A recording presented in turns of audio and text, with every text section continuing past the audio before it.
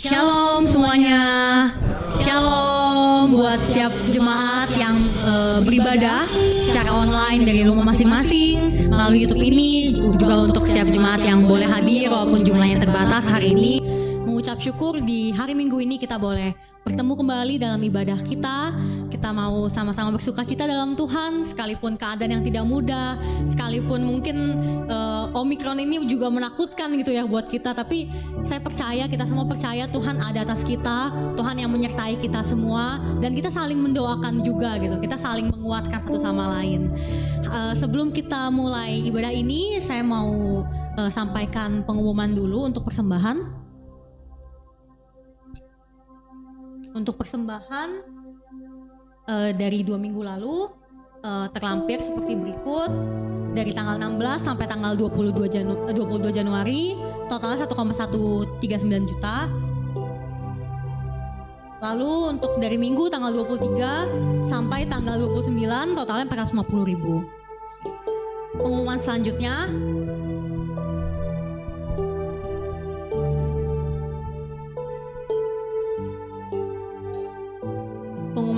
juga kami mau turut mengucapkan sukacita atas kelahiran dari Sherilonika Briel Baolu pada tanggal 18 Januari 2022 di Jakarta.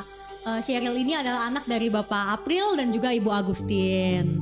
Tuhan berkati untuk setiap tumbuh kembang Sheryl, dan Tuhan menyertai dengan penuh sukacita bagi kita semua. Oke, demikian untuk pengumuman yang disampaikan. Saya mau ajak kita semua untuk masuk dalam ibadah pada hari ini. Kita mau mengucap syukur sebab karya Tuhan begitu besar dalam hidup kita.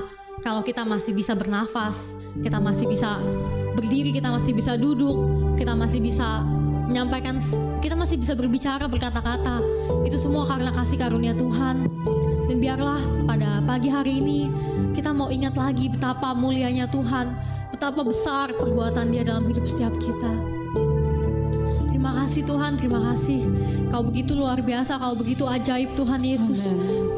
Tiada satupun perbuatanmu Tuhan yang berbanding Tuhan dengan apapun Tuhan. Kami percaya Tuhan, karyamu Tuhan, karyamu sungguh luar biasa dalam hidup setiap kami. Biarlah Tuhan, kami mau Tuhan, kami mau memakai hidup kami untuk memuliakan nama-Mu Tuhan.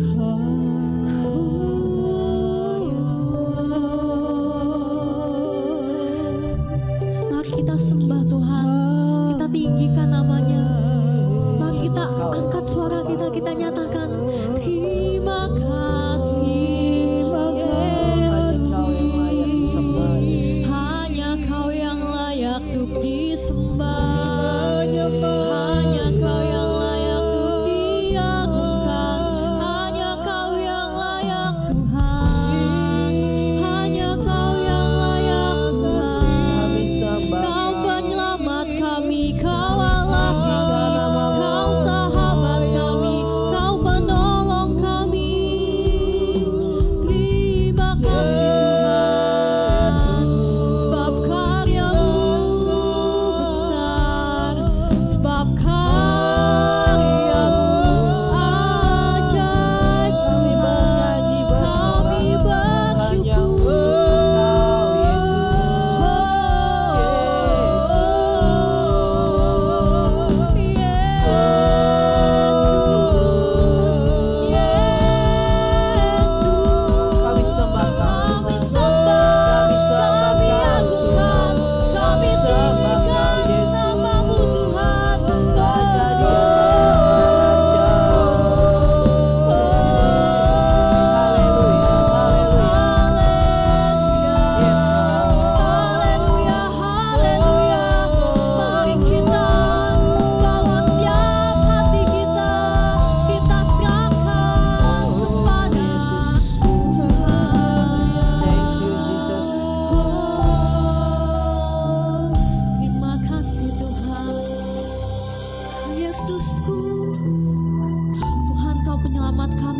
Yesusku, Kau penyelamat setiap kami. Kami mau memuji dan kami mau menyorakan setiap keagungan-Mu Tuhan dalam hidup kami Tuhan.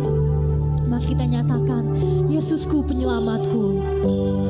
Yesusku penyelamatku, tiada yang seperti Engkau. Setiap hari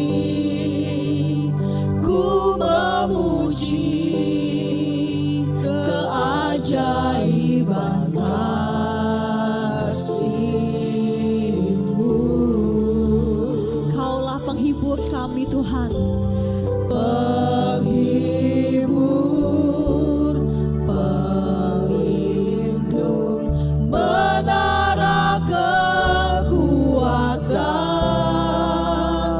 Biarlah semua yang bernafas tak berhenti menyembah-Mu. Nyanyi dan bersoraklah bagi Dia, pujian, hormat, kuasa bagi Raja. Gunung tunduk, laut bergelora, mendengar nama-Mu. Ku bersuka atas perbuatan-Mu, selamanya ku kasihi Engkau Tuhan. Tiada janji seperti yang ada padamu.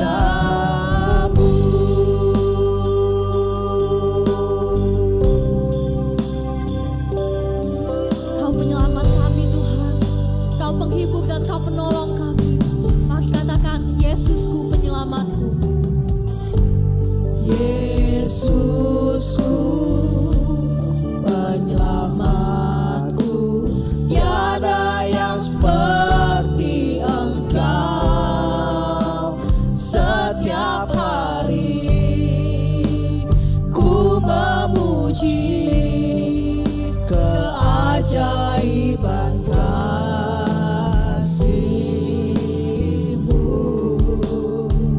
Kau penghibur, Penghibur,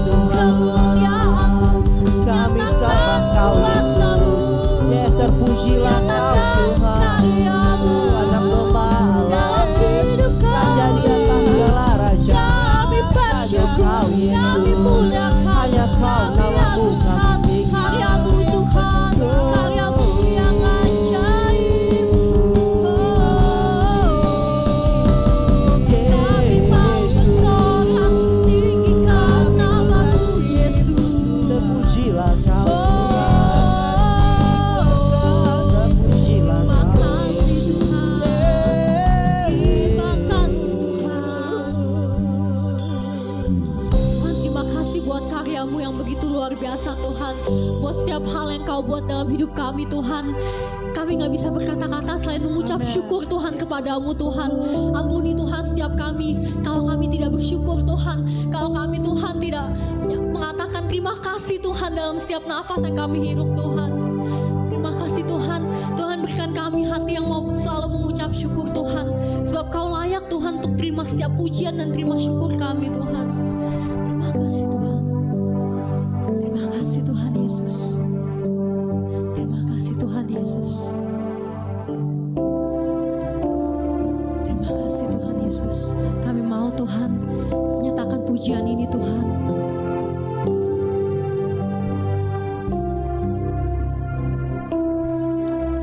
Buat karyamu, buat segala rencanamu, ku beri syukur dan pujian bagimu. Katakan beri syukur, beri puji, sebab ku tahu Allah bekerja buat kebaikanku. Beri syukur,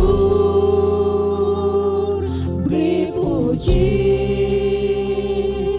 ku yakin rahmat-Mu besertaku. Terima kasih Tuhan Yesus. Terima kasih buat segala hal Tuhan. Buat segala hal yang tak ku mengerti, dengan iman ku serahkan padamu. Beri syukur, beri puji, amin. Sebab Kau tahu Allah bekerja buat kebaikan. Mari kita beri syukur dan puji. Syukur, amin. Beri puji, ku yakin rahmat-Mu besertaku. Katakan beri syukur, beri puji, sebab ku tahu Allah bekerja buat kebaikanku. Beri syukur, beri puji, ku yakin rahmat-Mu besertaku. Beri syukur, beri puji, sebab ku tahu Allah bekerja buat kebaikanku. Mari kita beri syukur, beri puji, ku yakin rahmat-Mu besertaku. Beri syukur, beri puji, sebab ku tahu Allah bekerja buat kebaikanku. Beri syukur, beri puji, ku yakin rahmat-Mu besertaku. Mari beri syukur, beri puji, sebab ku tahu Allah bekerja buat kebaikanku. Beri syukur, beri puji, ku yakin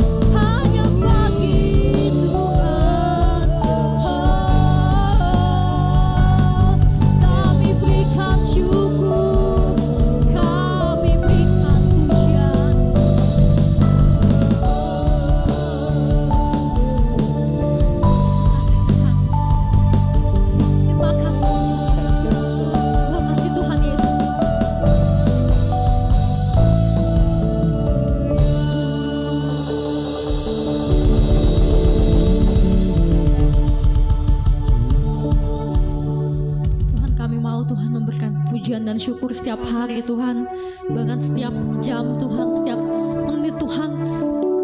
Kami mau Tuhan, kami mengucap syukur Tuhan dalam situasi yang sulit, situasi yang tidak mudah Tuhan, situasi yang membuat kami sulit Tuhan untuk mengucap syukur Tuhan. Tapi kami mau Tuhan, kami mau datang kepadamu dengan ucapan syukur Tuhan. Pada pagi hari ini Tuhan, Tuhan memenuhi hati kami dengan ucapan syukur Tuhan. Tuhan memenuhi hati kami dengan sukacita yang begitu besar, yang melimpah Tuhan. Sukacita yang bukan berasal dari pencapaian dunia ini, sukacita yang bukan berasal dari rasa aman akan setiap hal-hal yang menghimpit kami Tuhan, tapi sukacita dari Engkau Tuhan, sukacita yang bersumber dari Kau Tuhan, air yang terus mengalir yang tidak pernah habis Tuhan. Kami mau Tuhan, kami mau Tuhan. Kalau saat ini kami mengalami duka cita, kalau saat ini kami mengalami kesedihan, kami mengalami hal yang tidak mudah, kami mengalami sakit, kami mengalami kesulitan, Tuhan, Tuhan yang berikan kami sukacita Tuhan, Tuhan yang berikan kami penghiburan, Tuhan yang berikan kami kekuatan Tuhan untuk boleh melangkah bersamamu Tuhan. Kami percaya Tuhan dalam setiap ucapan sukacita yang mengalir dari hati kami Tuhan, kami mau nyatakan kuasa-Mu Tuhan. Sebab kami percaya Tuhan, ketika kami meninggikan, ketika kami memuji Engkau Tuhan, ada kuasa-Mu yang mengalir Tuhan. Kami percaya ada kuasa kesembuhan Tuhan, kami ada percaya Tuhan ada kuasa pertobatan Tuhan. Kami percaya Tuhan, kami percaya Tuhan sebab Kau sanggup Tuhan untuk menyembuhkan setiap kami, menyembuhkan setiap kami yang lemah, yang tidak berdaya Tuhan. Terima kasih Tuhan Yesus Tuhan. Biarlah Tuhan, kami mau Tuhan meninggikan nama-Mu, memuliakan nama-Mu Tuhan. Biarlah Tuhan ibadah ini Tuhan, kami berdoa mulai dari awal Tuhan, pertengahan hingga akhir, dengan setiap firman Tuhan. Biarlah Tuhan yang mengisi hati kami Tuhan dengan firman-Mu Tuhan. Kau yang membuat kami, Kau yang membentuk setiap kami Tuhan. Terima kasih Tuhan, Kau sertai Tuhan lewat ibadah online ini Tuhan. Kami percaya kuasa-Mu sama mengalir bagi setiap kami Tuhan. Di dalam nama Tuhan Yesus kami siap untuk memuji dan memuliakan nama-Mu. Haleluya. Amin. Oke, saya mau ajak kita semua untuk boleh bangkit berdiri. Untuk yang mengikuti ibadah online juga boleh ya, kalau mau bangkit berdiri dari tempat duduk kita masing-masing. Biarlah hari ini kita mau memuji Tuhan, kita mau meninggikan nama Tuhan, dan kita mau bersukacita. Amin. Amin. Mari kita nyanyikan pujian ini, langit dan bumi memuji Tuhan, kita juga mau memuji Tuhan. Mari kita bertepuk tangan sama-sama.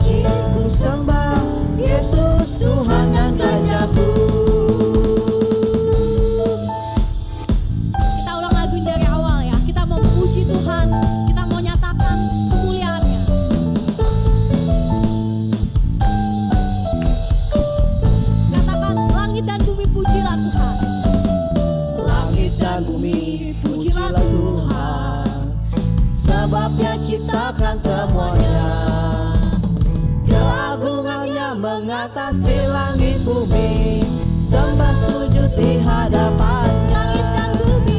Langit dan bumi, pujilah Tuhan, sebab Dia ciptakan semuanya, keagungannya mengatasi langit bumi, sembah sujud di hadapannya.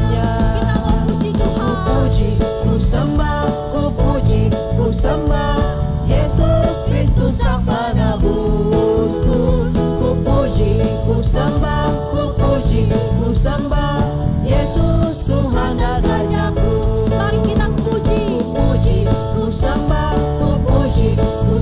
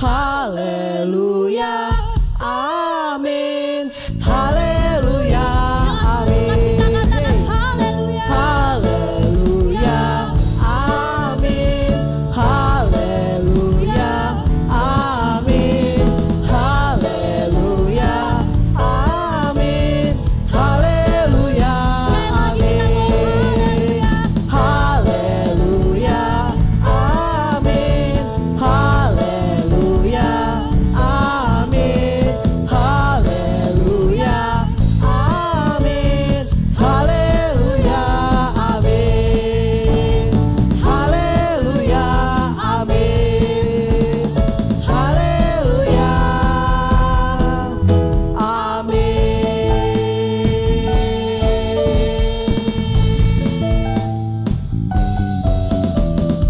Kita berikan tepuk tangan dengan sukacita, sorak-sorai hanya bagi nama Tuhan kita. Amin. Silakan duduk Bapak Ibu dan setiap jemaat. Kita mau persiapkan hati kita untuk mendengarkan firman Tuhan. Kita mau mengucap syukur buat semuanya, buat hal-hal yang kadang tidak terlihat di pikiran kita, di mata kita, tapi kita mengucap syukur karena kita menyadari bahwa Tuhan Yesuslah yang paling berharga dalam hidup kita. Ia bagaikan mutiara yang ditemukan, dan kita mau menjual semua milik kita. Kita mau menukarkan semua yang ada dalam diri kita untuk boleh memilikinya dalam hidup kita. Seperti itulah kerajaan sorga, seperti itulah kehadiran Tuhan dalam hidup kita. Hal itu lebih berharga daripada semua yang kita miliki, dari semua yang kita kira berharga. Yesus jauh lebih berharga dari itu semua.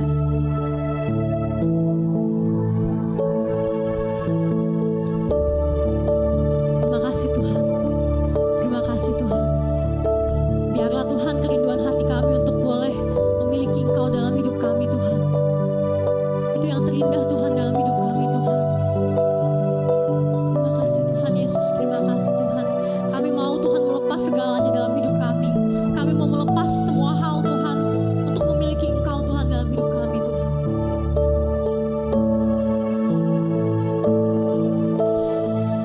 Kerinduan hatiku tinggal dalam rumah-Mu selamanya, selamanya. Kau yang sangat berharga Tuhan. Kau yang sangat berharga, Kau di tempat pertama di hatiku,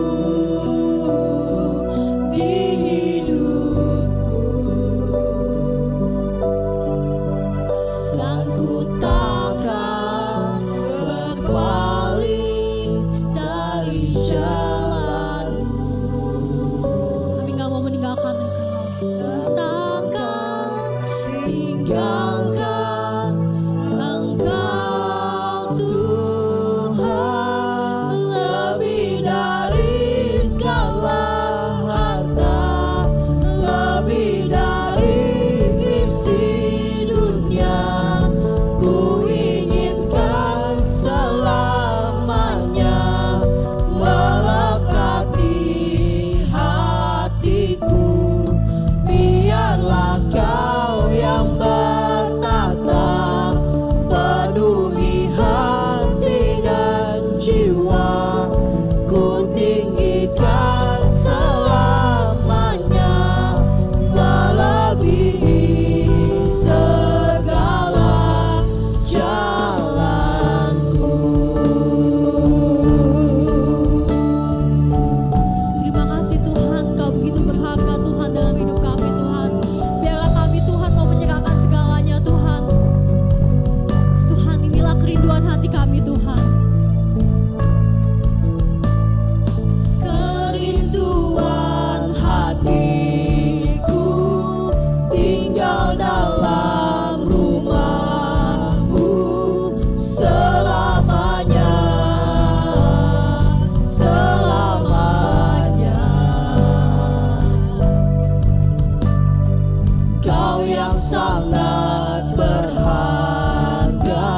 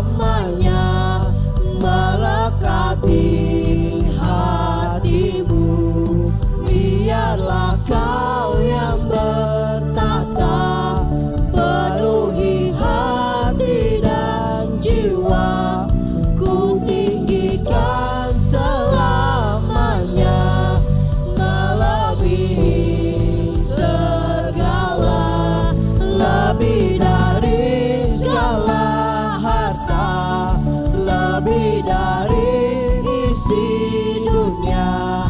Ku inginkan selamanya melekat di hatimu. Biarlah kau yang bertata, penuhi hati dan jiwa. Ku tinggikan selamanya melebihi segala jalanku. Melebihi segala jalanku. Melebihi segala jalanku. Terima kasih Tuhan, terima kasih Tuhan. Biarlah setiap rancangan-Mu melebihi Tuhan setiap jalan kami Tuhan. Di hati kami Tuhan, kami mau melekat hanya kepadamu Tuhan Yesus. Terima kasih Tuhan Yesus. Saya persilakan kepada hamba-Nya.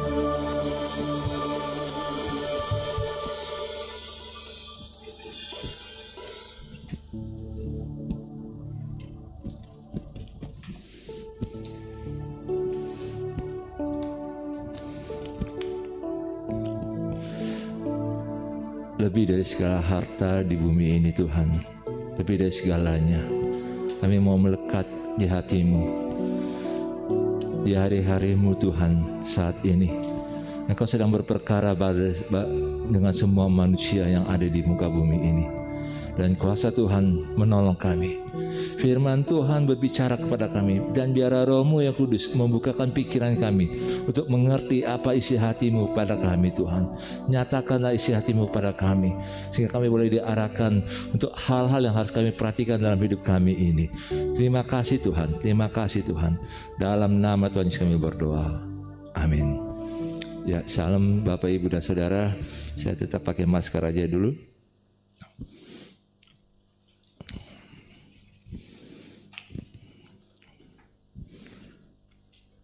Saat ini memang yang bukan hal yang mudah membangun di hari-hari Tuhan. Hari Tuhan itu bukan Tuhan datang dan seperti kayak kita mengalami kemuliaan Tuhan, bukan. Tapi hari Tuhan itu merupakan hari Tuhan sedang berperkara dengan semua orang.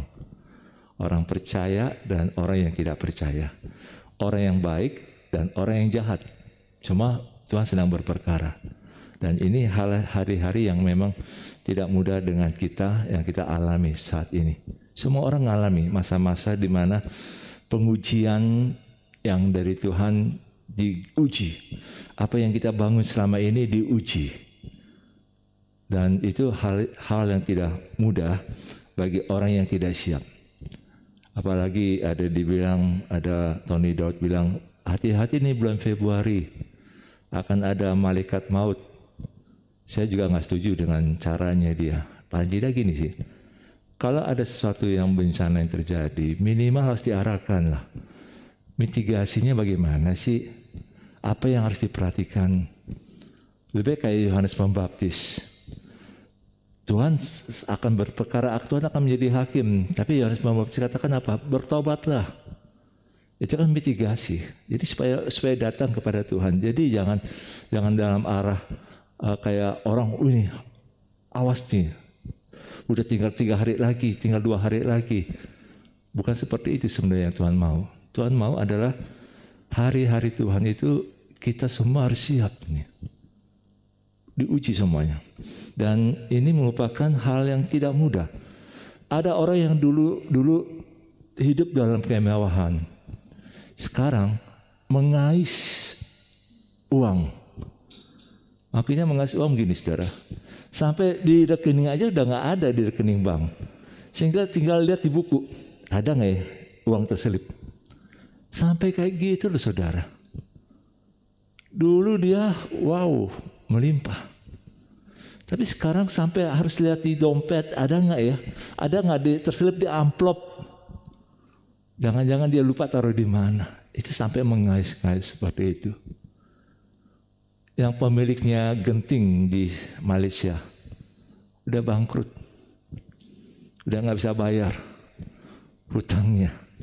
Bisa dibayangkan betapa orang yang seharusnya kalau bos kasino nggak pernah habis uangnya lah, tapi dia betul-betul nggak punya lagi uang untuk bayar hutang aja, nggak mampu. Kenapa? Ini terjadi, saudara.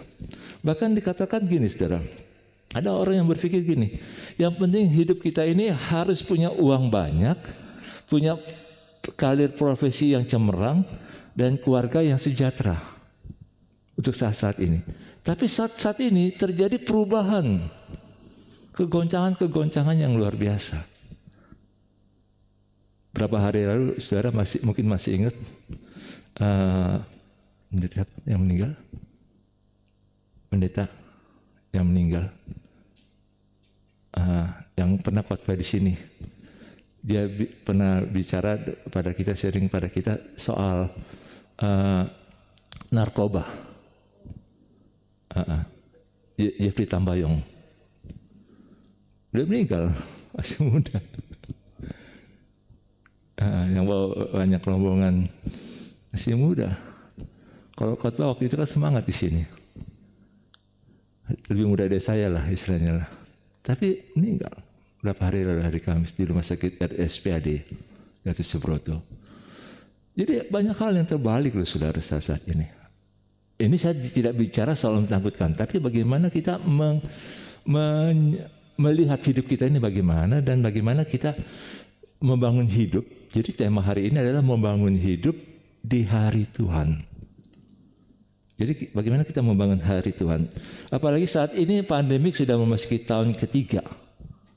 Pandemi COVID ini sudah masuki tahun ketiga, dan kita Februari ini saat ini sudah lagi sangat mengkhawatirkan di Jakarta ini. Bisa jadi saudara, Indonesia akan bisa mencapai 200.000 per hari yang positif. Karena Eropa aja sampai kayak gitu. Walaupun mungkin di antara kita pikir, sudah banyak di booster, sudah banyak divaksin. Tapi jangan salah, datang aja ke pasar Karanganyar itu. Tadi saya lewat situ, Karanganyar, pasar itu nggak pakai masker. Senin juga kayak gitu, ya Ger ya. Kartini 13 lah. Banyak hal yang memang kita pikir, kok bisa kayak gini. Nah, makanya kita nggak perlu takut asal kita memperhatikan bagaimana kita membangun hidup saat-saat ini di hari Tuhan. 80% para pengusaha bergumul dengan keuangan pada saat ini. Makanya pemerintah Indonesia maupun pemerintahan negara lain sedang berpikir bagaimana menstimulasi keuangan. Bagaimana supaya keuangan itu bisa berputar dengan baik. Itu sedang betul-betul perjuangannya tidak mudah. Jokowi juga sedang berpikir bagaimana ini. Harga minyak aja, puji Tuhan, kemarin masih bisa beli 14.000 ya per liter. Kemarin ampun, 2 liter aja udah 45. Luar biasa itu kenaikannya, tinggi sekali. Tapi yang jelas gini saudara, kita harus melihat pada hari-hari Tuhan ini, kita harus memperhatikan hidup kita dengan firman. Itu yang akan membuat kita kokoh. Tapi kalau kita nggak melakukan firman, itu yang akan membuat kita goyah dan kita akan mengalami banyak kerugian. Banyak orang berusaha untuk mendapat uang sebanyak-banyaknya, termasuk supaya bagaimana melalui digitalisasi itu bisa dapat uang. Memang luar biasa loh saat ini. Kalau kita cerdik-cerdik memanfaatkan kesempatan, pasti bisa dapat uang sebanyak-banyaknya. Bisa. Tapi bisa juga kita ditipu oleh uang-uang digital. Kripto itu banyak penipuan juga. Walaupun ada yang dapat keuntungan yang besar sekali. Jadi orang banyak lebih fokus kepada mengejar uang demi rasa aman. Jadi saya ulangi, sekarang orang lebih fokus bagaimana mengejar uang demi rasa aman di masa depan. Jadi ingin pastikan masa depan. Tidak salah ya kalau pakai asuransi, nggak salah, bukan salah. Tapi ini yang dibangun. Orang-orang muda sekarang membangun bagaimana punya masa depan, rasa aman di masa depan dengan uang yang memang bisa ada, yang kita bisa raih. Bahkan yang mengherankan sekali sekarang saudara, yang digoncangkan saat ini adalah keluarga-keluarga muda. Sekarang isu yang hangat saat ini di Indonesia adalah perselingkuhan. Wah, saya lihat ini ngeri juga loh.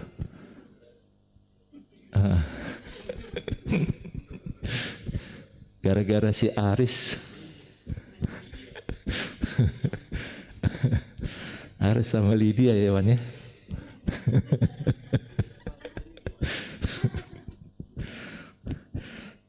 Ibu-ibu sekarang udah periksa itu, cek rekening koran dari suaminya, kirim kemana aja nih. Wah itu, ini sampai betul-betul media itu mempengaruhi hati, perasaan, jiwa orang-orang yang ada pada saat ini. Sampai ada seorang suami yang bilang nih, tolong hentikan film ini karena saya tersiksa oleh istri saya. Waduh ini, tapi oleh sutradaranya bilang gini, tunggu nanti ada program berikutnya lagi. Nah saudara, bagaimana hal-hal seperti ini bisa terjadi di hari-hari saat ini? Ini namanya hari Tuhan. Jadi jangan pikir hari Tuhan itu seolah-olah aman, nyaman, enggak. Tapi kalau kita pintar, kita lihat situasi seperti ini dan kita melakukan firman Tuhan, biar kita juga bisa mengalami dan kita melewatinya sebagai pemenang. Ini tujuannya. Bahkan yang lebih mengerikan lagi saudara, ini adalah ancaman perang dunia ketiga. Ukraina dan Laut Cina Selatan. Jangan pikir itu Ukraina masih di Eropa jauh. Enggak, itu udah siap perang itu. Soviet, Rusia, Putin ini memang agak ini. Karena ini memang mengerikan. Apalagi kalau Laut Cina Selatan itu sudah ada persenjataan nuklir di situ saudara. Siap-siap aja Indonesia. Makanya kenapa Indonesia saat ini adalah pasukan cadangan itu sedang disiapkan. Saya berdoa supaya ini nggak terjadi. Kalaupun juga terjadi, saudara-saudara yang masih muda, 20-an, 30-an, direkrut jadi tentara untuk berperang.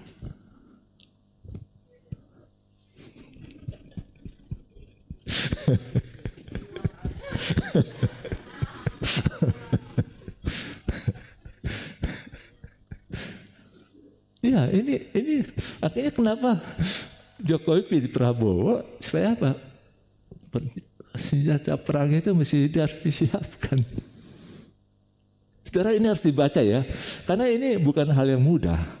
Kalau terjadi perang dunia ketiga, masa depan kita jadi langsung bubar. Maka berdoa supaya ada kedamaian. Berdoa, karena ini sesuatu yang memang ini saya tidak ingin tekankan supaya kita bisa betul-betul membangun hidup kita dengan benar. Situasi jangan pikir aman-aman, tidak ada yang aman. Tapi justru kita akan membangun hidup kita dengan baik. Supaya pada situasi apapun juga kita boleh berjalan dalam kemenangan. Baik, kita akan perhatikan, mari kita lihat firman Tuhan dari Matius 7 ayat 24 sampai dengan 28. Matius 7 ayat 24 sampai dengan 28. Ini penutup khotbah di bukit. Demikian firman Tuhan. Setiap orang yang mendengar perkataanku ini dan melakukannya, ia sama dengan orang yang bijaksana yang mendirikan rumahnya di atas batu. Kemudian turunlah hujan dan datanglah banjir. Lalu angin melanda rumah itu. Tapi rumah itu tidak rubuh sebab didirikan di atas batu. Tetapi setiap orang yang mendengar perkataanku ini dan tidak melakukannya, ia sama dengan orang yang bodoh yang mendirikan rumahnya di atas pasir. Kemudian turunlah hujan dan datanglah banjir. Lalu angin melanda rumah itu sehingga rubuhlah rumah itu dan hebatlah kerusakannya. Perbedaan cuma satu, mendengar firman Tuhan dan melakukan. Ada lagi yang mendengar firman Tuhan dan tidak melakukan. Tapi kita lihat pada hari-hari Tuhan semua diuji. Nggak ada yang nggak diuji. Saya juga diuji. Saudara juga diuji. Semua orang, nggak ada yang nggak diuji. Semua diuji. Sebabnya pada saat kita mau melakukan nggak firman Tuhan, pada saat kita melakukan firman Tuhan, Tuhan membuat kita jadi kokoh. Ada dasar yang kuat. Saudara, kalau kita lihat di sini, kata melakukan itu menunjukkan kinerja, menunjukkan tindakan yang produktif, menunjukkan ada hasil dari tindakannya. Jadi ada sesuatu yang dihasilkan. Kalau kita memperhatikan firman Tuhan dan kita melakukannya, ada buah dari hidup kita. Ada yang nyata. Bukan membuat kita bingung. Bukan membuat kita, saya nggak ada apa-apa. Dan ini hal-hal yang memang harus kita perhatikan. Jadi orang yang memperhatikan firman Tuhan dan melakukannya, pasti ada buah-buah dari kehidupannya. Hasil pekerjaan yang nyata yang Tuhan berkati dia. Makanya dalam perumpamaan penabur, Tuhan katakan di tanah yang baik pasti menghasilkan 100 kali lipat. Berbuah 100 kali lipat, 60 kali lipat, dan 30 kali lipat. Artinya kalau kita melakukan firman Tuhan, pasti ada sesuatu yang kita bisa hasilkan. Beberapa waktu yang lalu ada seorang ibu yang punya masalah keuangan. Saya bagi firman Tuhan. Saya ingatkan tentang janda Nabi di Sarfa, ya, janda Nabi waktu zaman Nabi Elisa. Dia punya hutang banyak, dia harus bayar hutang itu. Dan Nabi Elisa hanya tanya sama janda ini, apa yang ada pada kamu? Dan waktu saya tanya sama ibu ini, apa yang ada pada ibu? Dia jawab, I have nothing. Saya kaget. Seharusnya kalau kita betul-betul merenungkan firman, firman itu yang akan membuka pencerahan di kepala kita, di hati kita, pikiran kita, bahwa ada sesuatu yang kita bisa buat. Tidak ada di antara kita kalau punya kesulitan apapun juga, tidak bisa buat apa-apa kalau kita betul-betul memperhatikan firman, dan firman itu akan berbuah dalam hidup kita, dan firman itu akan melatih kita untuk, oh ya, saya bisa buat ini. Padahal sekolah di luar negeri, kalau tes seninya tinggi, pergaulannya luas, tapi dia jawab, I have nothing. Wow, kayak gini nggak bisa, saudara. Jadi artinya ini, saudara, kalau kita betul-betul perhatikan firman, pasti ada dorongan di hati kita untuk berani melakukan sesuatu yang keluar dari diri kita, sehingga kita tahu bahwa ada sesuatu yang Tuhan berikan dan kita mampu melipat gandakan. Jangan sampai kita bilang, saya nggak punya apa-apa lagi. Memang kita mungkin nggak punya uang, mungkin nggak punya kemampuan yang luar biasa bila dibandingkan dengan orang lain.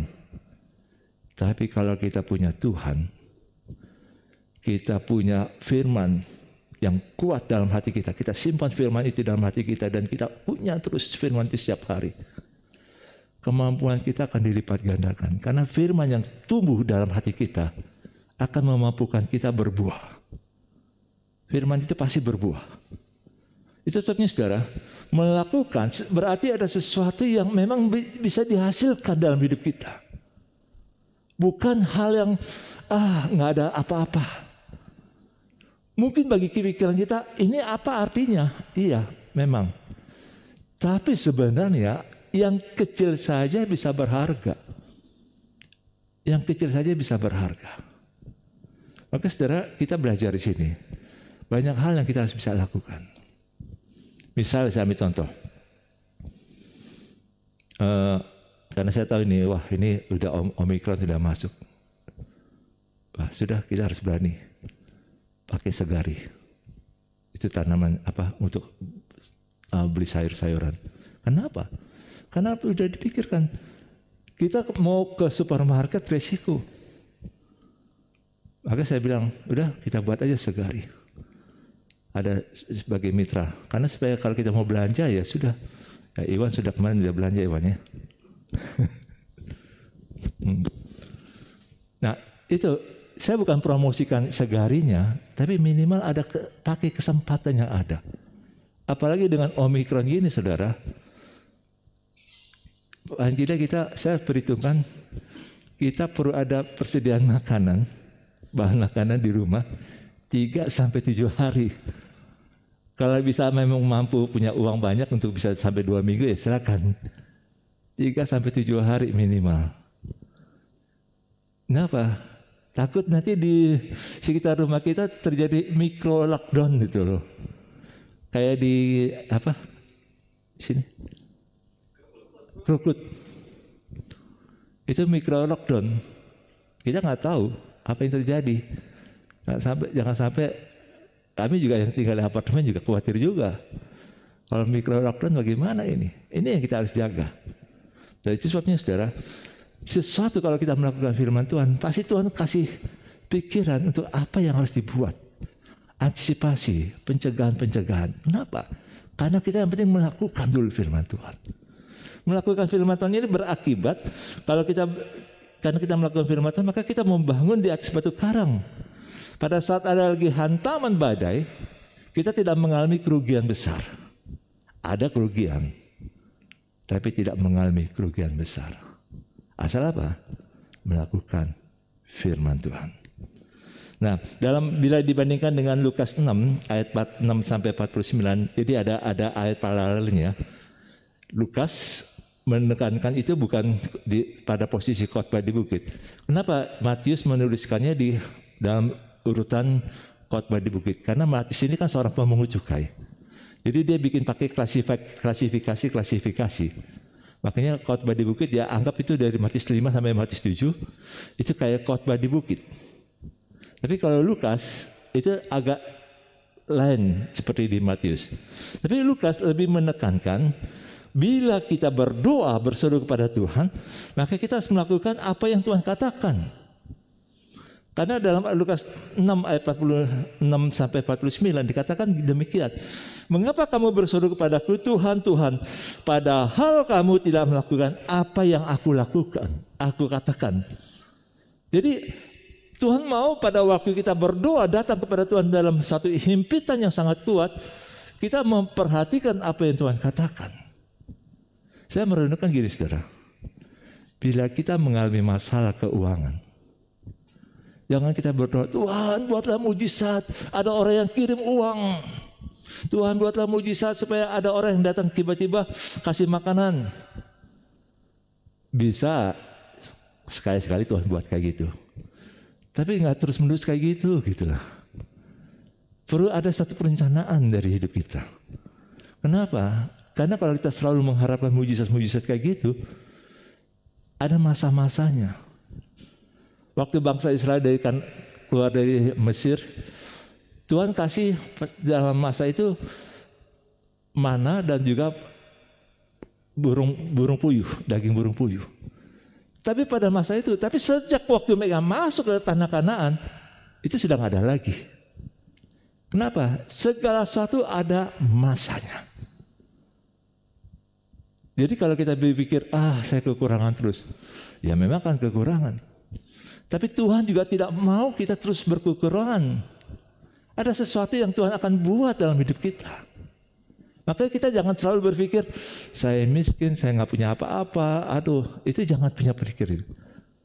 Lebih kalau menurut saudara, lebih enak menjadi orang kaya atau orang yang diberkati? Wan, bagaimana Wan? Iwan? Kenapa lebih menjadi orang yang diberkati?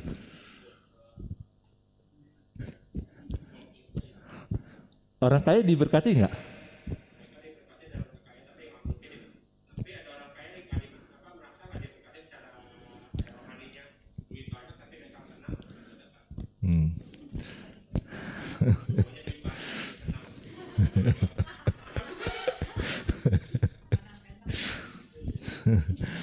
Ya, ada orang kaya punya kekayaan yang melimpah, tapi dia tidak menikmati kekayaannya.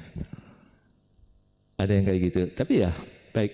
Jadi memang itu, kalau kita betul-betul ini, kita harus tahu pada saat kita berdoa untuk minta berkat Tuhan, kita juga butuh firman Tuhan membuka pikiran kita untuk apa yang kita harus lakukan.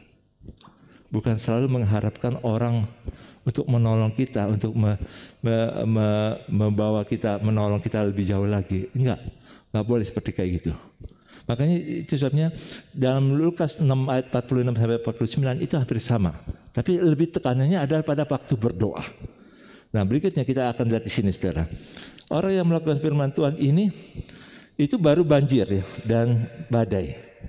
Tapi hidup kita memang bisa hancur, bisa berantakan. Tapi kita bisa menjadi malu. Walaupun demikian kita bisa membangun kembali.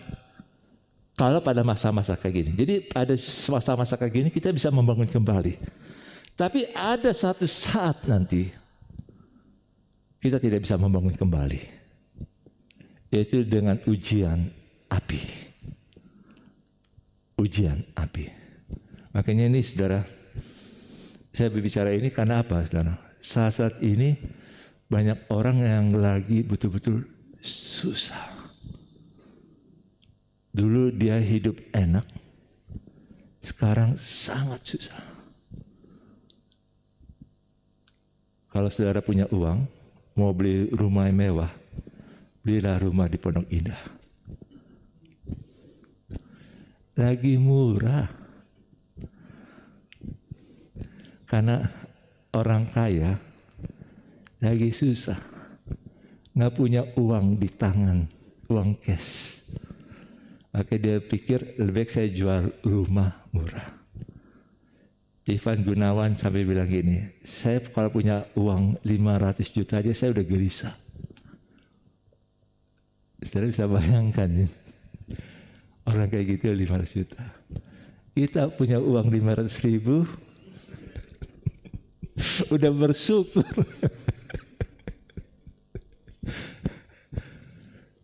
Kenapa? Karena ini sebenarnya, apakah kita bangun, kita lihat sebatu karang atau tidak?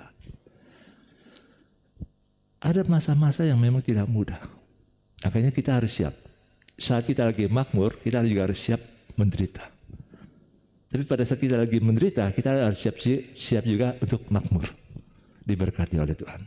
Tapi ada masa juga di mana orang yang membangun hidupnya itu diuji dengan api. Dan mari kita lihat 1 Korintus 3 ayat 11 sampai dengan 15. 1 Korintus 3 ayat 11 sampai 15. Jadi ada ujian api. Dikatakan demikian.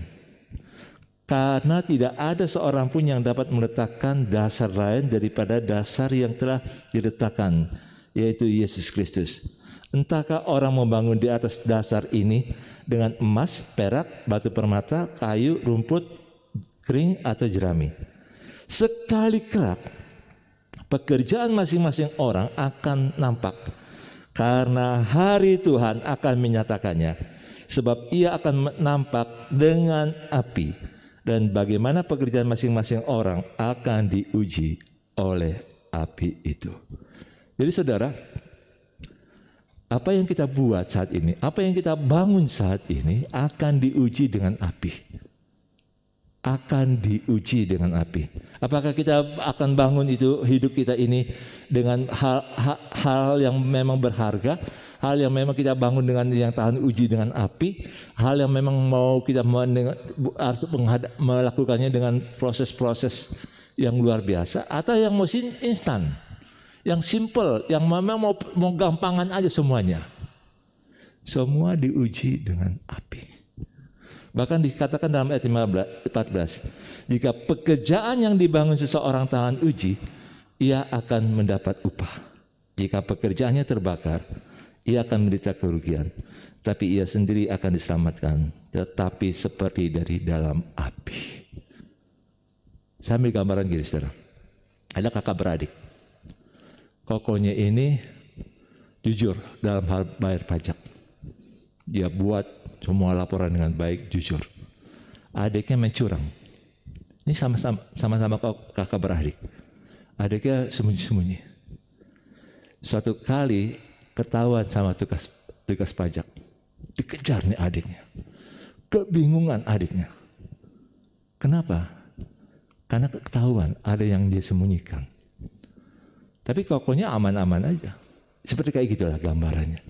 Artinya gini saudara, setiap kita, apa yang kita buat selama ini akan diuji pada hari-hari Tuhan. Saya belum lihat saat-saat ini seperti kayak ujian api ya. Tapi ini baru banjir dan badai. Banjir dan badai. Ini baru seperti ini, semua diuji. Tapi yang paling penting bagi kita adalah bagaimana kita melakukan firman Tuhan. Itu yang menjadi kekuatan kita. Biar hidup kita bangun itu dengan melakukan firman Tuhan. Apa yang Tuhan perintahkan, apa yang Tuhan katakan, kita perhatikan. Karena kalau orang yang melakukan firman Tuhan, saudara, Tuhan ada. Tuhan bersama-sama dengan dia. Tuhan akan menolong dia. Tuhan akan memberitahu kepada dia apa yang akan terjadi. Apa yang akan Tuhan buat. Tuhan juga akan dorong dia yang mengasihi Tuhan dengan untuk melakukan terobosan-terobosan apa yang harus dibuat. Nah, itu sebabnya saudara, mari kita melakukannya karena kita betul-betul tahu kita butuh Tuhan. Bukan hanya sekedar, ya saya sudah tahu. Bahkan saat ini saudara, setiap hari kita butuh. Saya sekarang ini pakai redemption issues. Karena saya tahu Tuhan sedang bekerja saudara. Tuhan sedang bekerja luar biasa di antara manusia saat ini. Apalagi saat ini isu yang ada adalah OCD. Orang terganggu jiwanya. Sehat. Bisa kegiatan apa-apa. Tapi terganggu jiwanya. Terlalu paranoid juga. Itu salah satu. Betapa mengerikan yang kayak gini-gini. Tapi dengan firman, dalam situasi kayak gini, saya harus beritakan firman. Pakai apa? Bukan khotbah. Tapi dengan cara-cara kita berpodcast. Kenapa? Karena orang butuh firman. Orang butuh hal-hal yang memang bisa tahu apa yang harus dilakukan. Misalnya kayak gini saudara. Tahun macan apa nih? Macan air.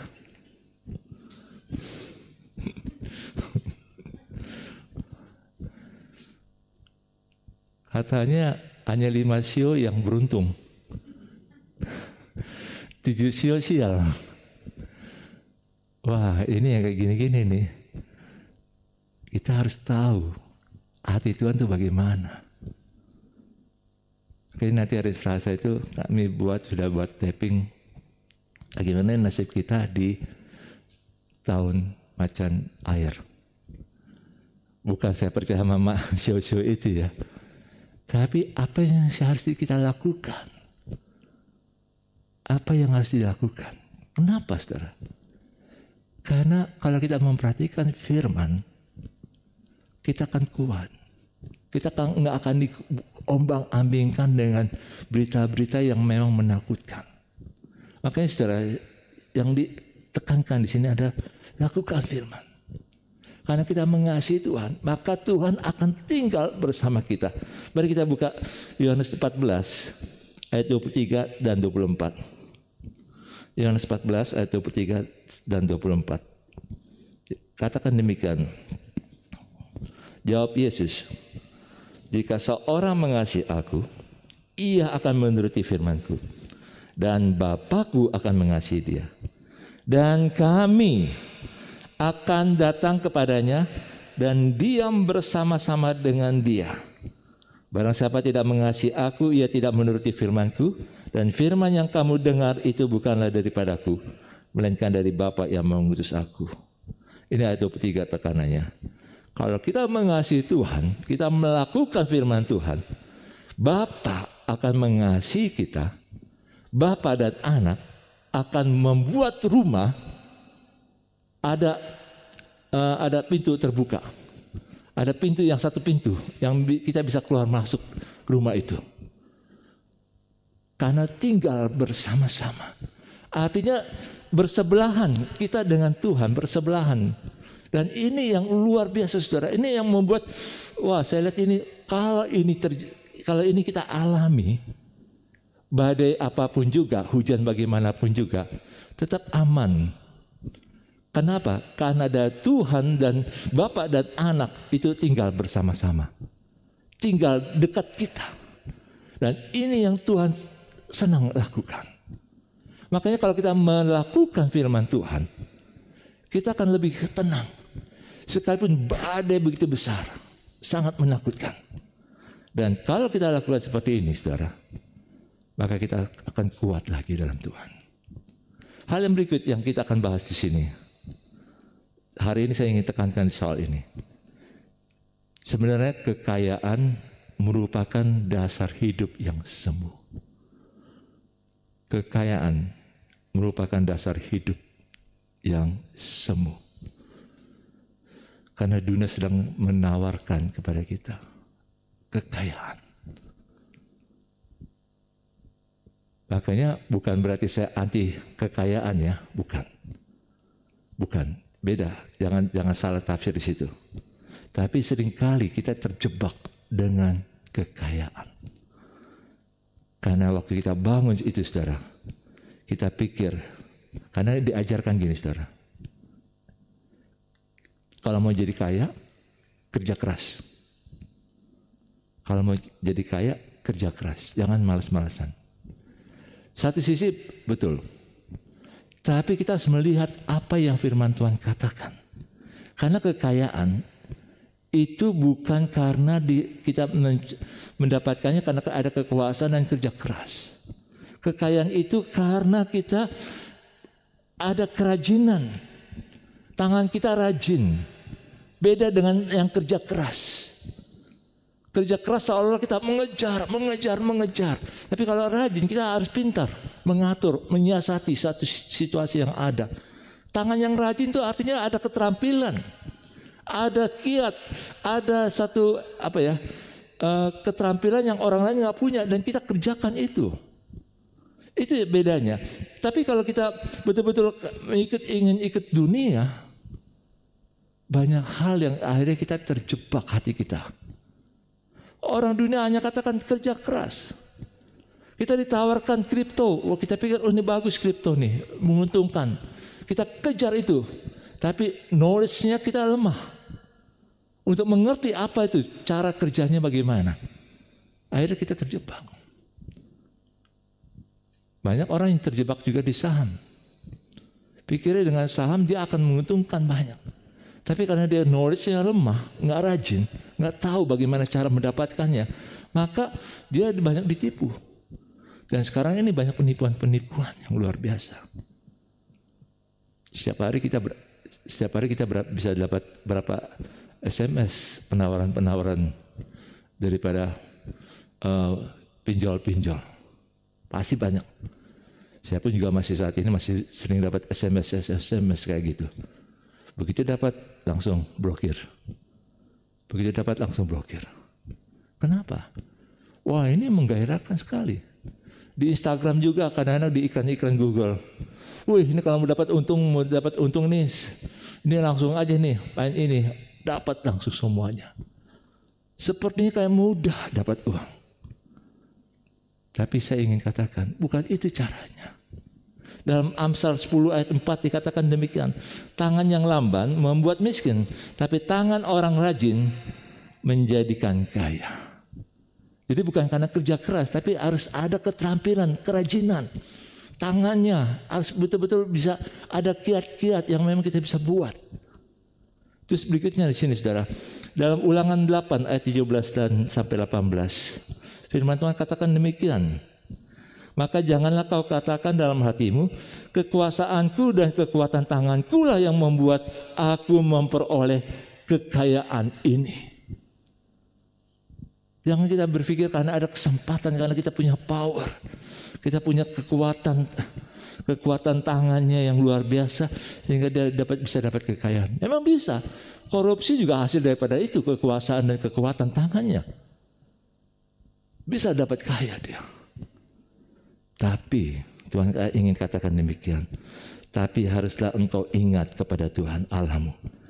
Sebab dialah yang memberikan kepadamu kekuatan untuk memperoleh kekayaan. Jadi saudara, kalau saudara bekerja, mintalah kekuatan. Bukan untuk mencari gaji, mengejar gaji. Tapi kekuatan untuk memperoleh kekayaan. Kekuatannya ini bukan kekuatan untuk memperoleh saja. Tapi bagaimana mengelola kekayaan. Banyak orang yang akan bingung kalau dapat uang. Dia bingung, pasti uangnya habis. Makanya itu miliarder-miliarder yang baru dari Tuban itu. Begitu dapat uang banyak, beli mobil mewah. Sekarang bingung, minta kerjaan. Sekarang bagaimana jual mobil, jual beli sapi sekarang. Jauh sekali berbeda. Itu kekuatan, karena nggak dapat kekuatan untuk mau peroleh kekayaan, makanya bingung. Dapat uang sebanyak-banyaknya juga, jadi mau buat apa nggak tahu. Makanya bersyukurlah kalau saudara saat ini masih bertumbuh, nggak langsung dapat miliaran. Coba kalau saudara dapat gaji 1 miliar 1 bulan sekaligus, wah udah tinggal stay vacation, tinggal di Mangga Besar. Tapi stay-nya di mana? Di hotel ini. Itu menyedihkan saudara. Kenapa? Maka kita berdoa supaya kita dapat kekuatan untuk memperoleh kekayaan. Dan juga begini saudara, dengan maksud meneguhkan perjanjian yang diiklarkannya dengan sumpah kepada nenek moyangmu seperti sekarang ini. Jadi ada covenant, ada perjanjian Tuhan. Jadi kita kaya bukan karena jerih payah kita, bukan karena kekuasaan kita, bukan karena tangan kita yang kuat, tapi karena Tuhan yang memberikan kekuatan. Makanya saudara, jangan kita berpikir kekayaan yang kita peroleh ini itu karena kita. Nggak lama loh saudara, nggak sadar, tiba-tiba berubah. Tiba-tiba bisa berubah. Ada seorang yang biasa pakai narkoba. Dia pikir papa mamanya masih bisa cari duit. Sekarang morat marit, saudara. Rumah boleh mewah. Tapi untuk dapat uang dari hasil bisnisnya saat ini, anjlok. Harus jual rumah. Kenapa seperti ini? Makanya kekayaan itu sebenarnya sementara. Yang kita peroleh saat ini, kalau kita nggak tahu tujuannya, itu bisa diambil sekejap. Mungkin saudara belum pernah mengalami, tapi saya sudah menyaksikan beberapa orang yang dulu kaya, sekejap diambil, hilang. Ada orang yang punya pabrik, ditipu, ya masuk ke pengadilan sampai MA. Waktu itu sih di MA, waktu tahun 2002-2003, setiap kasus di MA 500 juta, masih kecil. Jangan bandingkan dengan sekarang. 5 kali kasus di MA kalah. 500 juta itu hilang sampai 2,5 M. Karena apa?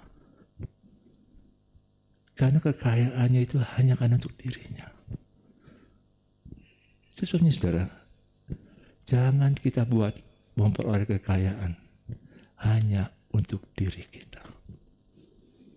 Sekarang yang kedua yang jadi pertanyaan untuk kita, kekayaan itu untuk apa sih? Saudara dikasih uang, dikasih mobil, dikasih rumah, dikasih hal-hal yang istimewa oleh Tuhan. Apa yang kita peroleh ini untuk apa sih? Untuk siapa? Dikatakan demikian. Mari kita buka firman Tuhan dalam Matius 6 ayat 19. Matius ayat 19 sampai 24. Tuhan ingatkan demikian, saudara. Dalam khotbah di bukit. Janganlah kamu mengumpulkan harta di bumi. Di bumi ini ngengat dan karat merusakkannya. Dan pencuri membongkar serta mencurinya. Tapi kumpulkanlah bagimu harta di surga. Di surga ngengat dan karat tidak merusakkannya. Dan pencuri tidak membongkar serta mencurinya. Tuhan tidak anti dengan kekayaan di bumi loh. Semua kekayaan di bumi ini punya Tuhan. Tapi Tuhan mau dari kita, biar hidup kita, jangan letakkan masa depan kita pada kekayaan yang kita miliki. Itu akan hilang. Hilang kekayaan itu, hilang juga masa depan kita. Tapi mari kita bangun, apapun yang kita dapatkan, kekayaan yang kita dapatkan itu untuk kekekalan. Uang yang kita pakai itu untuk kekekalan. Bagaimana hidup kekal itu yang lebih penting. Makanya Tuhan Yesus memakai perumpamaan tentang bendahara yang tidak jujur. Lukas 16 itu. Bendahara yang tidak jujur itu berpikir, aku sebentar lagi dipecat oleh Tuhanku dan aku tidak bisa buat apa-apa. Mencangkul aku malu. Makanya dia deketin orang-orang yang punya hutang sama Tuhannya. Dia katakan demikian, kamu punya hutang berapa? Ini aku tambahkan lagi. Karena dia tahu kesempatan yang ada itu adalah mempergunakan uang yang dari Tuhannya itu supaya dia bisa dapat tempat di hati Tuhannya. Tuhan Yesus ajarkan demikian, saudara. Biar kita juga apapun yang kita punya, kekayaan yang kita punya, bukan karena untuk memuaskan diri kita, tapi bagaimana kita melakukan firman Tuhan. Melakukan firman Tuhan. Karena kalau kita dengan kekayaan itu kita berikan juga untuk melakukan firman Tuhan, maka kita sedang mengumpulkannya di surga. Akan hilang. Orang mengumpulkan, ada siapkan uang 100 ribuan, nabung banyak sekali udah tebal gitu. Taruh di bawah ranjang. Berapa tahun kemudian dia buka, robek semua. Rusak semua. Betapa sedih perasaannya orang yang punya itu. Tapi kalau kita mulai berpikir, apa sih yang saya punya ini? Untuk apa? Mari kita mulai berpikir untuk hidup kekal. Saya mengajak ini bukan seolah-olah saya ingin mengajak saudara untuk kasih banyak-banyak persembahan, enggak, bukan itu. Tapi saya mengajak saudara berpikir kekayaan ini, biar kekayaan yang saudara punya, saudara kelola dengan baik. Tapi saudara bisa dapat hidup yang kekal dengan benar. Untuk kekekalan kita nanti yang akan datang. Karena gini saudara, kalau kita tahu untuk pekerjaan Tuhan, untuk sesuatu yang memang rencana Tuhan yang besar, maka saudara, saya ingin dorong saudara, biar Tuhan bisa memilih saudara menjadi bendahara kerajaan Allah. Bendahara kerajaan Allah. Banyak orang kaya, tapi tidak bisa menjadi bendahara kerajaan Allah. Karena dia sangat pelit. Sangat pelit. Makan bisa makan mewah. Tapi begitu ada jemaat yang mau beli LCD proyektor aja loh saudara. Orang itu bilang gini saudara, jadi kalau waktu dia makan bisa, dia cerita sama kami. Waktu itu ya, tahun 2002, 2003. Bisa makan sampai 2,5 juta. Sampai 5 juta. Tahun itu sih banyak itu saudara. 2,5 juta sampai 5 juta. Tapi begitu dapat jemaat yang mau beli LCD proyektor, uangnya masih kurang. Orang itu bilang gini, Pak, mau pinjam nggak dari kami? Nanti dikembaliin ya. Saya bayangkan. Saya bilang enggak deh. Enggak, saya juga nggak mau. Kenapa? Betapa menyedihkan. Uang itu untuk apa? Untuk menyenangkan diri? Atau untuk sesuatu yang berguna untuk banyak orang? Maka Tuhan ingin membawa kita, mari kita melihat kekayaan yang kita miliki, apapun yang kita punya, Tuhan hargai. Tuhan nggak lihat jumlahnya ya, tapi Tuhan mau lihat hati kita dalam memberi, dalam mempergunakan uang itu untuk kekekalan, untuk hidup kekal, untuk hubungan kita dengan Tuhan. Makanya kita pakai apapun juga yang kita punya, yang kita miliki, kalau kita untuk bawa itu pada kekekalan, Tuhan akan memberkati kita, bahkan Tuhan akan bisa mempercayakan kita menjadi bendahara kerajaan Allah. Kalau kita sampai situ, saudara, menjadi bendahara kerajaan Allah. Ada orang yang lebih kaya, iya. Tapi Tuhan selalu percayakan kita untuk mengatur keuangan yang dari Tuhan. Saya berdoa supaya di antara kita ada masuk dalam rencana Tuhan ini, menjadi bendahara kerajaan Allah. Jarang saya dapatkan orang seperti ini, jarang. Saya juga nggak berani bilang, wah, pada orang kaya saya nggak berani bilang dia kamu jadi bendahara kerajaan Allah, enggak. Karena saya tahu bagaimana hatinya dia terhadap uang, sangat ketat, nggak suka memberi.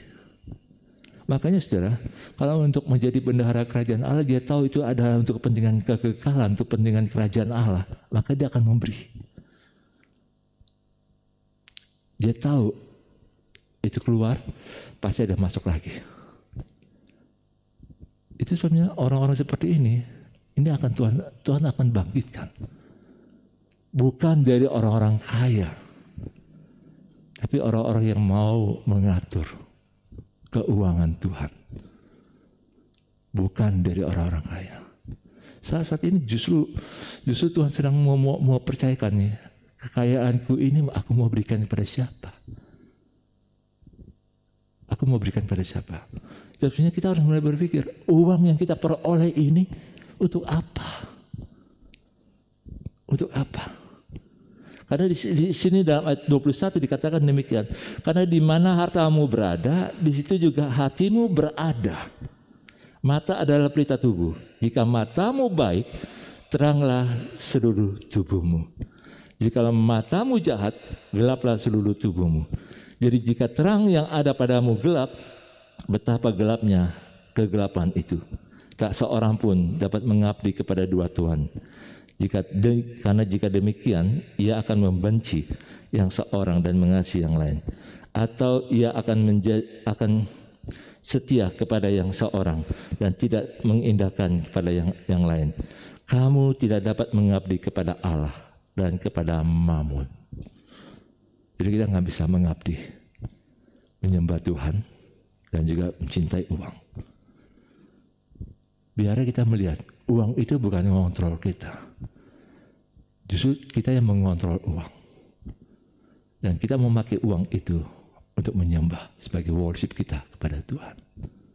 Saudara, saya bicara ini bukan karena saya ingin minta uang saudara untuk gereja ini, bukan. Karena saya tahu Tuhan yang akan memelihara. Tapi saya berdoa kalau saudara melakukan firman, Tuhan yang akan membuat kokoh, menjadi punya dasar. Hari-hari Tuhan ini hari-hari yang menyakitkan. Kalau mereka yang dirobohkan, yang roboh, yang selama ini dibangun, roboh. Karena firman Tuhan ini sangat ini pergumulan kami ya, bagaimana supaya dalam situasi seperti ini kita siap jadi pemenang, keluar sebagai pemenang dalam masa-masa ujian seperti ini. Sehingga kita harus tahu bahwa kita bukan mengejar uang untuk dapatkan masa depan, tapi kita memakai uang supaya dari uang itu kita bisa tetap memelihara hidup kekal kita. Jangan sampai dengan uang itu akhirnya kita kehilangan hidup kekal, hubungan kita dengan Tuhan. Amsal 11 ayat 24 dikatakan demikian, ada yang menyebar harta tapi bertambah kaya, ada yang menghemat secara luar biasa namun selalu berkekurangan. Jadi betul-betul pelitnya luar biasa. Pelitnya luar biasa. Tapi waktu dia hemat-hemat kayak gitu, dia terus mengalami kekurangan. Tapi ada orang yang suka membagi, nggak kekurangan dia, nggak kekurangan. Mari saudara, kita harus mengalami seperti ini. Kita tidak akan takut dengan masa depan kita, karena kita hidup dalam kekekalan, kita hidup dalam pemeliharaan Tuhan, dan Tuhan mau menolong kita. Yang terakhir, persepuluhan itu adalah milik Tuhan, haknya Tuhan. Dan persepuluhan itu kita pernah diajarkan di SPK, itu bagikan pagar yang melindungi kita, pagar yang melindungi supaya kita tidak kehilangan, tidak ada pengeluaran-pengeluaran yang mendadak, yang tidak terduga. Itu persepuluhan. Tapi persembahan lain itu merupakan benih yang kita tabur dan akan kita tuai kelak. Jangan pikir saya khotbah ini seolah-olah saya minta dari saudara. Tapi saya mengajak kita, mau nggak kita melakukan ini? Karena Tuhan akan menolong kita saat-saat yang tidak mudah. Saya tidak tahu 2022 ini nanti ujungnya bagaimana. Tapi yang saya rasa Februari ini akan terjadi bencana besar yang luar biasa. Kalaupun juga itu terjadi, kalau kita hidup dalam melakukan kehendak Tuhan, Tuhan yang akan menjaga. Kuncinya cuma satu, jangan bersandar kepada kekayaan kita. Karena kekayaan kita itu hanya semu. Tapi kalau kita pada kekekalan, itu yang akan membuat kita kokoh dalam Tuhan. Jangan khawatir dengan masa depan. Tuhan pasti pelihara. Tuhan pasti pelihara. Tapi yang paling penting bagi kita, hubungan kita dengan Tuhan ini. Karena Tuhan ada di tengah-tengah kita. Amin.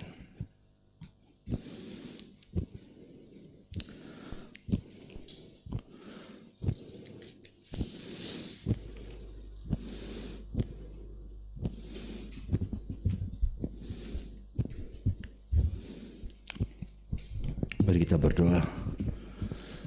Bapa, kami butuh Engkau, Bapa. Biar kami bisa membangun rumah, membangun hidup kami dengan memperhatikan firman Tuhan, melakukan firman-Mu. Kami butuh Engkau, Tuhan. Pada saat-saat ini di mana banyak hal-hal yang bisa terjadi yang kami tidak pernah duga, tapi Tuhan menolong kami supaya kami boleh melakukan firman-Mu. Kami betul-betul memperhatikan firman-Mu. Tolong kami juga supaya kami tidak bersandar kepada kekayaan kami untuk masa depan kami. Kami berdoa Tuhan, kami tidak perlu mengejar masa depan kami karena Engkau yang sudah menyediakan masa depan bagi kami. Tuhan, tolong kami supaya dengan kekayaan yang ada ini kami bisa kelola itu untuk hidup kekal, untuk kekekalan, untuk masa depan. Kami berdoa supaya Tuhan menolong kami untuk hal ini, Tuhan. Kami minta belas kasihan-Mu Tuhan untuk hal ini. Tuhan, tolong kami juga Tuhan, supaya kami bukan tergoda dengan apa yang ditawarkan dunia ini, tapi kami betul-betul memperhatikan apa yang Tuhan sedang berikan kepada kami. Kami ingin kelola itu dengan baik, sehingga kami bisa memperoleh kekuatan untuk memperoleh kekayaan. Berikan kami kekuatan Tuhan untuk memperoleh kekayaan. Kami berdoa Tuhan, Kau menolong kami semua. Kami minta Tuhan, Kau menolong kami semua Tuhan dalam jemaat ini dan keluarga kami, supaya COVID itu tidak bisa melanda kami lagi. Ada pimpinan Tuhan, ada belas kasihan Tuhan bagi kami, ada perlindungan Tuhan bagi kami, sehingga kami semua boleh dalam perlindungan Tuhan. Dalam nama Yesus, kuasa Tuhan bekerja menolong kami, sehingga walaupun Omikron ini begitu cepat penyebarannya, tapi Tuhan menolong kami untuk boleh berjalan bersama-Mu Tuhan. Kami berdoa supaya Tuhan menolong kami untuk langkah-langkah hidup kami saat ini. Kami juga berdoa untuk pemerintah kami Tuhan, supaya pemerintah kami ini makin bijak dalam mengambil keputusan. Tuhan, tolong supaya pemerintah kami ini bisa mengatur dengan baik Berkati Tuhan pemerintah kami ini Tuhan. Kami juga berdoa Tuhan supaya keamanan boleh berjalan dengan baik, karena ini sekarang sedang terjadi eskalasi yang tinggi sekali, yang sangat peka sekali Tuhan di Indonesia. Kami minta belas kasihan-Mu Tuhan supaya tidak terjadi perang suku lagi seperti yang terjadi di Ambon dan di Poso dulu Tuhan. Kami minta Tuhan Kau menolong kami, karena ini bisa terjadi suatu saat ini, tahun ini Tuhan. Kami berdoa supaya pemerintah kami boleh bekerja dengan baik, keamanan juga boleh bekerja dengan baik, juga bisa antisipasi situasi yang ada ini. Terima kasih Tuhan untuk semuanya ini. Tuhan Kau menolong kami dalam pekerjaan kami, karena di mana kami bekerja banyak sekali yang sudah kena Omikron. Kami berdoa supaya kami ditolong oleh Tuhan. Dalam nama Yesus yang sakit disembuhkan oleh Tuhan. Tuhan kami berdoa yang sakit COVID ini disembuhkan oleh Tuhan. Berkati para tenaga medis yang bekerja keras. Tuhan juga berkati mereka. Obat-obatan yang sudah tersedia ini diberkati oleh Tuhan. Terima kasih Tuhan untuk semuanya ini. Dan kami boleh juga berikan persembahan kami, biar persembahan kami boleh menjadi bau harum bagi Engkau Tuhan. Terima kasih Tuhan untuk semuanya ini. Terima kasih Tuhan Yesus. Dalam nama Tuhan Yesus yang telah mengajarkan kami berdoa. Bapa kami yang di surga, dikuduskanlah nama-Mu, datanglah kerajaan-Mu, jadilah kehendak-Mu di bumi seperti di surga. Berikanlah kami pada hari ini makanan kami yang secukupnya, dan ampunilah kami akan kesalahan kami, seperti kami juga mengampuni orang yang bersalah kepada kami. Dan janganlah membawa kami ke dalam pencobaan, tapi lepaskanlah kami daripada yang jahat, karena Engkau yang mempunyai kerajaan dan kuasa dan kemuliaan sampai selama-lamanya. Amin. Saya undang jemaat boleh bangkit berdiri, yang di rumah juga boleh bangkit berdiri, dan terimalah berkat Tuhan. Tuhan mengasihimu, Tuhan menjagamu, Tuhan menghadapkan wajahnya kepadamu dan memberikan engkau kasih karunia. Tuhan juga mencurahkan damai sejahteranya dalam hatimu dan pikiranmu. Tuhan akan menuntunmu seperti seorang bapa menuntun anaknya. Tuhan menuntunmu supaya engkau boleh memperoleh kemenangan, engkau boleh mendapat kekuatan, dan Tuhan juga akan menjagamu, keluar masukmu ada dalam perlindungan Tuhan, mulai dari sekarang sampai selama-lamanya. Yang diberkati dan bisa katakan Amin. Aku punya Tuhan yang besar, yang telah berjanji dan sanggup menggenapi. Imanku bersepakat percaya kuasa-Nya. Ku terima sekarang kemenangan dari-Mu.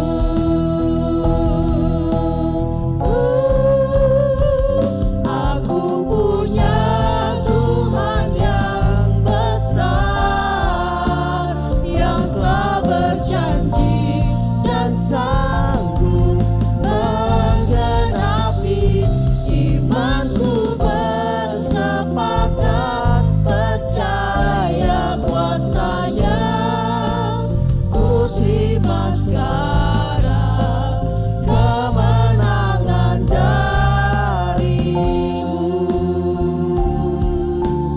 Ku terima sekarang kemenangan dari-Mu. Ku terima sekarang kemenangan dari-Mu.